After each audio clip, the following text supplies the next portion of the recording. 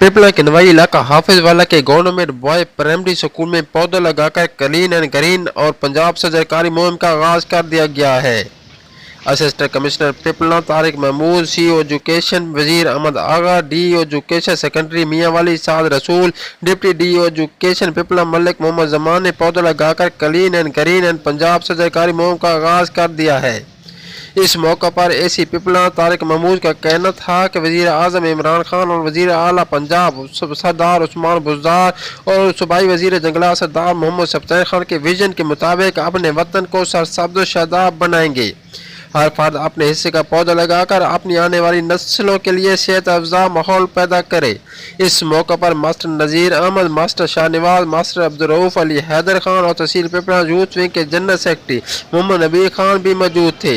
Cameraman Majid Iqbal के साथ Hafizullah Khan Niazi, MA5 news Pipla, जिला मियाँ वाली।